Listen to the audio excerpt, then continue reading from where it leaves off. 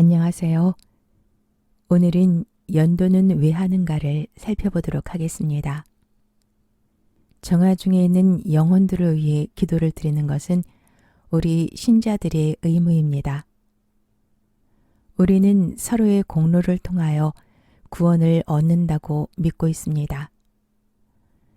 묵주기도와 미사 중에 우리는 사도신경을 드리며 신앙을 굳건히 하고 있죠. 모든 성인의 통공을 믿으며 죄의 용서와 육신의 부활을 믿으며 영원한 삶을 믿나이다. 아멘. 하고 신앙 고백을 합니다. 여기에서 통공이란 신자들과 죽은 신자들 간의 영적 결합을 의미합니다. 지상에 있는 우리가 기도를 드리면은 연옥에 있는 영혼들이 하느님 나라로 가게 됩니다. 그분들을 우리는 모든 성인이라고 합니다. 그 모든 성인은 우리가 힘들고 막막할 때 우리가 기도를 드리면 옆에서 함께 기도를 드려 주십니다. 그래서 이렇게 지상의 우리와 그 다음에 연옥에 있는 영혼들 그리고 천국에 있는 영혼들이 모두 서로 통한다는 그런 믿음을 통공이라고 하는 것이죠. 이는 모두 교회를 구성하는 일원으로서 기도, 희생, 선행으로 서로 도울 수 있게 결합된 그런 상태입니다. 이번에는 연도를 드릴 때 우리가 보고하는 그런 기도문이 있죠. 그 기도문의 변천을 살펴보도록 하겠습니다. 그 가락은 그레고리아 성가라든가 천자문이라든가 맹자, 공자, 논어 이런 것을 읽을 때 하늘, 천, 따지, 거물, 현, 누를, 황, 음률을 넣어서 하게 되는데 그것을 독서성이라고 합니다. 그렇게 연도는 그런 독서성도 닮았고요. 또는 민속음악이라는 것은 뭐 판소리라든가 민요라든가 이런 것들의 특징을 담고 있다는 것이죠. 이런 노래들을 모두 처음에는 모방을 한 후에 차츰 덜어내고 연도만의 고유한 성격을 띠게 된 것이죠. 이번에는 연도 노랫말인 기도문을 살펴보겠습니다. 지금은 연도할 때 상장 예식을 보고합니다.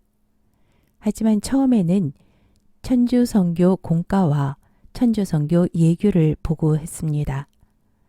천주성교 공가라는 것은 중국 책인 천주경과 그 다음에 천주성교 일과 수진일과 이런 여러 책에서 발췌를 해서 천주성교 공과라는 책을 만든 것입니다. 거기에는 일상기도문, 미사경, 그 다음에 고해, 참내경, 특별기도문 이렇게 종합적인 예식을 담고 있는 그런 책입니다. 그것을 100여 년간 사용해 오다가 1972년에 이거를 가톨릭 기도서로 명칭을 바꾸게 됩니다.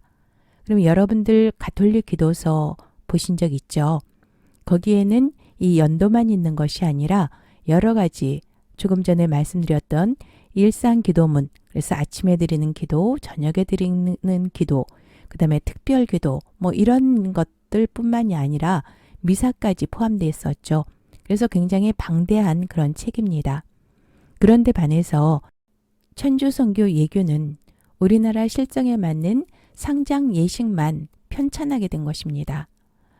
이것은 우리나라에서 만든 것이 아니라 로마 예식서로서 여러 수도원에서 사용되던 각종 예식을 한 권의 예식서로 만든 것인데 그것이 1614년에 로마 예식서입니다.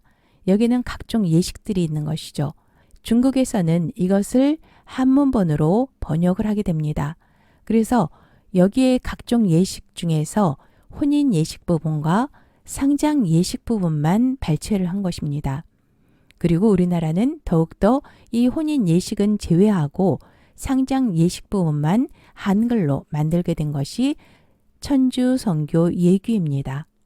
이것을 한 130여 년 동안 사용해 오다가 악보를 부록으로 첨부를 하게 됩니다. 그래서 1991년도에 악보가 첨부됐고 그 다음에 2003년도에는 명칭을 바꿔서 지금 사용하는 상장 예식이 됩니다. 천주성교 예규라는 것은 상장 예식의 모본이 되고요.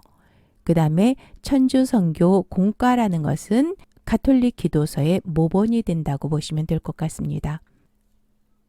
그러면 지금까지 한 것을 정리하자면은 연도는 가톨릭 신자들이 반드시 드려야 되는 그런 기도라고 할 수 있습니다. 연도의 가락은 그 시대에 유행했던 그런 음악들을 처음엔 모방했다가 나중에는 연도만의 고유성을 띠게 된 것이고요. 기도서는 우리나라에서 만드는 것이 아니라 로마에서 만들어진 것을 중국의 한문본으로 번역을 한 것을 우리나라 실정에 맞는 한글로 번역해서 사용을 하게 된 것입니다. 지금까지 연도는 왜 하는가? 그리고 연도 책에 대해서 살펴보았는데 어떠셨어요? 힘드셨어요? 수고 많으셨습니다. 감사합니다.